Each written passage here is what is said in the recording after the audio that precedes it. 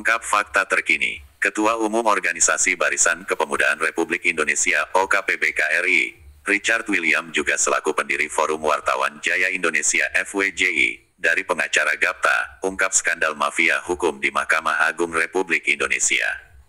Berdasarkan jawaban resmi di sidang mediasi perkara nomor 564/PDT/tahun 2024/PN Jakarta Pusat, Richard menjelaskan kepada konten 88 Media Cyber BKRI bahwa pada tanggal 17 September tahun 2024 Hakim Mahkamah Agung tidak bisa membedakan nama sendiri. Pertimbangan hukum dan bunyi putusan yang salah tulis dan atau salah ketik sangat memalukan, sudah parah dan rusaknya hukum di negeri yang kita cintai ini. Rudi UGT selaku pendiri konten 88 Media Cyber BKRI, menekankan bahwa penegak hukum harus berintegritas. Hal ini menyusul terungkapnya mafia hukum oleh Richard William dari pengacara Gapta, pasca adanya temuan salah tulis dan atau salah ketik alibi hakim di Mahkamah Agung. Ya, saya kira terulang kepada bagaimana nilai integritas dari setiap para penegak hukum itu sendiri sebenarnya, kata Richard William pengacara Gapta kepada wartawan, Senin, tanggal 1 November tahun 2024.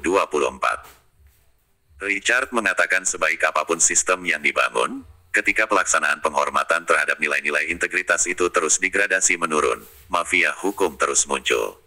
Selain itu, Richard menyebut perlu membangun kesadaran hukum bagi masyarakat, karena kan ketika ada niat, ada kesempatan, tentu ini bisa terjadi, Richard William dari pengacara Gapta. Sebaliknya, kata dia, bila ada niat namun tidak ada kesempatan, mafia hukum tidak akan terjadi. Maka itu, dia menyebut perlu membangun sistem yang lebih baik untuk mencegah terjadinya mafia hukum. Sistem itu terkait soal pengawasan, kemudian ya fungsi-fungsi pencegahan juga harus ditingkatkan di satuan masing-masing. Termasuk bagaimana pentingnya orang serta masyarakat dalam memberikan informasi terkait dengan adanya indikasi-indikasi seperti ini, pungkas Richard. Richard meminta Presiden Republik Indonesia bagi hakim-hakim yang nakal bila terbukti bersalah agar segera ditangkap serta dijebloskan ke jeruji besi dan dipenjarakan. Apabila penegak hukum berpendapat lain maka minta ditegakkan hukum seadil-adilnya. Pak Richard, bagaimana ini hasil mediasi yang keempat? Ketiga ya.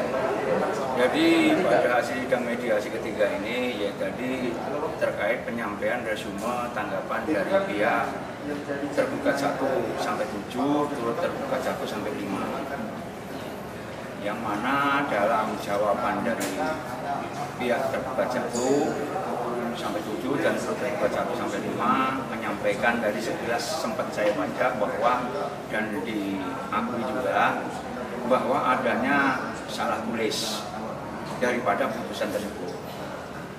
Makanya tadi saya sampaikan ke semua pihak termasuk ke mediator pengganti yang mana bahwa hakim yang menangani proses kasasi maupun PK itu saya yakin manusia normal, bukan paranormal, apalagi kalau dibilang Ahmad Musabek atau Lia Eden yang membacakan wahyu, karena yang dibaca itu putusan. Kalau seandainya ada salah tulis waktu dibacakan pasti akan dianulir, itu direvisi kan gitu. Jadi berarti ini bukan salah tulis. Terus tadi diakui bahwa yang terjadi salah tulis adalah terkait daripada penulisan nama majelis hakim kan itu. Padahal itu kesalahan tulis bukan hanya pada perkara majelis hakim, tapi juga bunyi putusan. Berarti kan putusan itu berarti kan ada 2. Yang satu mengatakan tidak terbukti, yang satunya mengatakan terbukti. Terus lagi ada terkait pertimbangan majelis hakim seperti yang disampaikan oleh pihak jaksa, kuasa hukum pihak kejaksaan yang menyampaikan bahwa majelis hakim memutus berdasarkan pertimbangan alat bukti. Sedangkan alat bukti tidak ada satupun yang menerangkan adanya tindak pidana korupsi yang dilakukan oleh klien saya. Karena ketua majelis hakim yang menangani perkara kasasi itu juga kalau tidak salah pernah menjadi hakim ad hoc tipikor. Tentunya tahulah syarat untuk menentukan bahwa kriterianya korupsi itu apa. Ya itu salah satunya harusnya ada penetapan dari BPK, Badan Pemeriksa Keuangan, yang menyatakan adanya kerugian negara. Karena ini yang berperkara antara swasta dengan pihak swasta. Jadi gitu. Dari awal sidang pertama, kedua, ketiga, salah ketik selalu dipermasalahkan. Tanggapan Bapak sendiri seperti apa? Jadi tanggapan kita, salah ketik itu tidak bisa dikatakan itu suatu kekhilafan. Karena apa?